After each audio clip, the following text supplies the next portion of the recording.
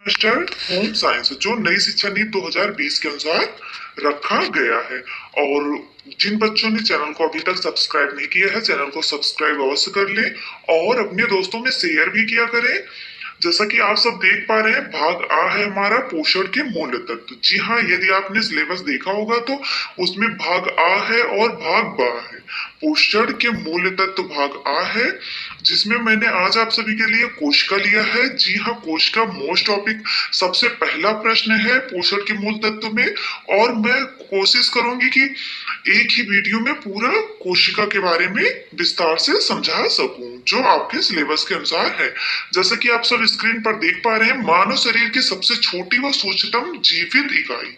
याद रखना और नोट कर लेना, क्योंकि मानव शरीर की सबसे छोटी व सूक्ष्मतम जीवित इकाई को कोशिका कहते हैं। यदि आप सबसे प्रश्न शॉर्ट में भी आ जाए तो आप सब लिख सकते हो।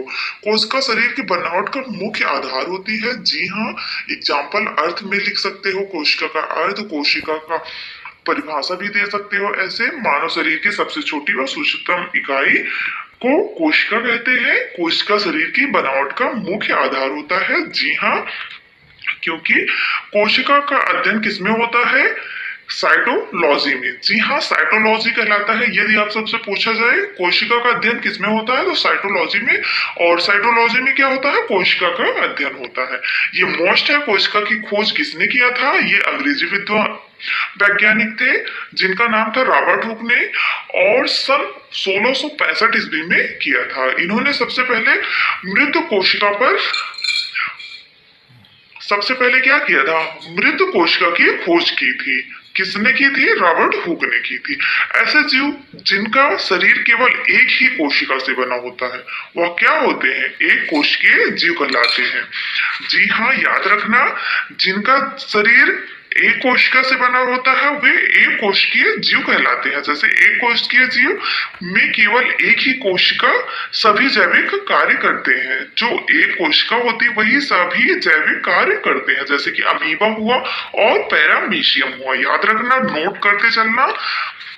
ऐसे जीव जिनका शरीर अनेक कोशिकाओं से मिलकर बना होता है। जी हाँ बच्चों, जिनका शरीर अनेक कोशिकाओं से मिलकर बना होता है वे क्या कहलाते हैं? बहुकोशिकीय जीव कहलाते हैं। मनुष्य जैसे हम लोग हैं, हमारे अंदर बहुत सारी कोशिकाएं हैं जिनसे हमारे शरीर का निर्माण होता है। और जानवर और पेड़ पौधे भी होते हैं। गुलाब का पौधा जैसे देख लीजिए, वृक्ष देख लीजिए, इनमें कई कोशिकाएं मिली होती हैं, इसलिए ये सब बहुकोशिकीय जीव कहलाते हैं। आगे देखते हैं क्या है हमारा। ये इंपॉर्टेंट है बच्चों। जिन बच्चों ने चैनल को सब्सक्राइब नहीं किया है अभी तक, सब्सक्राइब अवश्य कर लें।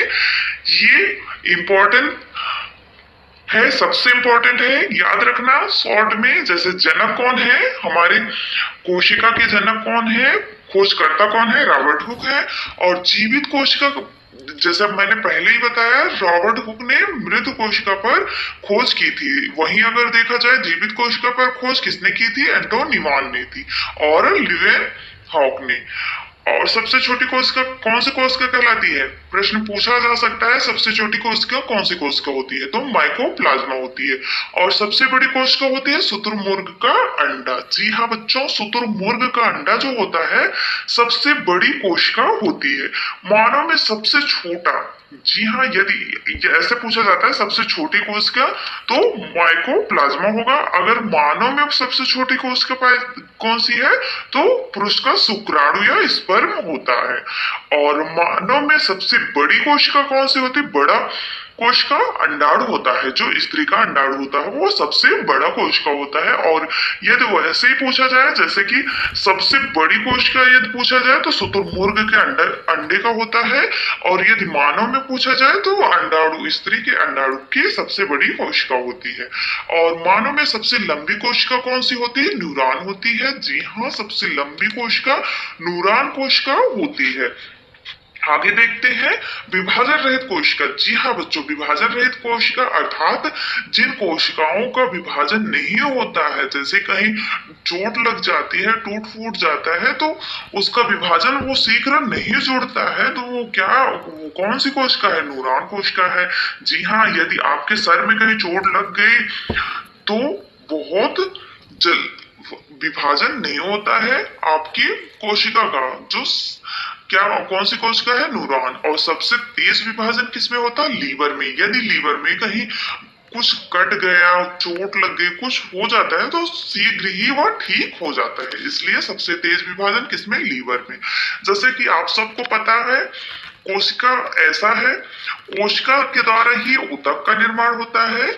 पहले कोशिका जैसे जायगोट सेल होता है, यदि बच्चे का गर्भ में विकास होता है तो पुरुष के शुक्राणु स्पर्म के द्वारा जो सबसे छोटा सेल होता है उसे क्या कहते हैं? संयुक्त कोशिका, संयुक्त कोशिका या जायगोट सेल। और वही जायगोट सेल कोशिका ऊतक का निर्माण करती है।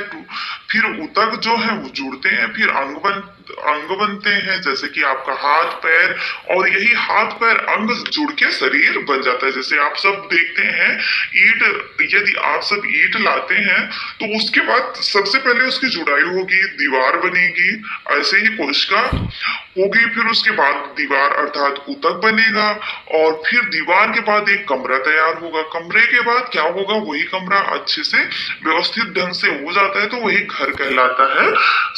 और वैसे ही कोशिका ऊतक होता है, फिर ऊतक कोशिका के द्वारा फिर ऊतक का निर्माण होता है, फिर ऊतक से अंगों का निर्माण, फिर वही हमारा शरीर बन जाता है। कोशिका के मुख्यतः 3 भाग होते हैं। जी हाँ बच्चों, मोस्ट है, याद रखना। कोशिका के मुख्यतः 3 भाग होते हैं। कौन कौन से? प्लाज्मा झिल्ली, जी हाँ, प्लाज्मा मेम्ब्रेन, और कोशिका द्रव साइटोप्लाज्मा, और केंद्रक, जी हाँ, न्यूक्लियस।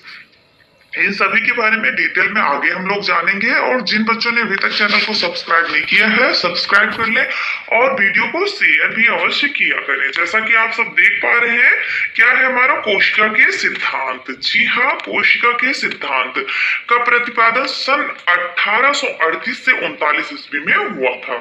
और किसने किया था? स्लाइडेन और शॉन ने किया था। कोशिका 2 प्रकार की होती है। जी हाँ, प्रोकैरियोटिक कोशिका, एक होता है यूकैरियोटिक कोशिका।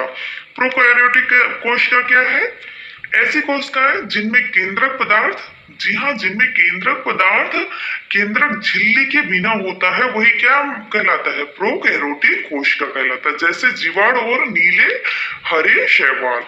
और उसके बाद यूकैरियोटिक कोशिका क्या है? इन कोशिकाओं में दोहरी झिल्ली के आवरण, जी हाँ, दोहरी झिल्ली के आवरण होते हैं, यानी केंद्रक आवरण से घिरा सुस्पष्ट केंद्रक पाया जाता है। जैसे देखते हैं पौधे एवं जंतु। जी हाँ, पौधे एवं जंतु ये हमारे यूकैरियोटिक कोशिका के अंतर्गत आते हैं। और जिन बच्चों ने अभी तक चैनल को सब्सक्राइब नहीं किया है, चैनल को सब्सक्राइब अवश्य कर ले, और वीडियो को अपने दोस्तों में शेयर करें और लाइक अवश्य किया करें। इसके आगे हम लोग नेक्स्ट वीडियो में जानेंगे। जैसा कि आप सबको पता है वीडियो लंबा नहीं करेंगे, जिससे आप सबको बोरिंग न लगे।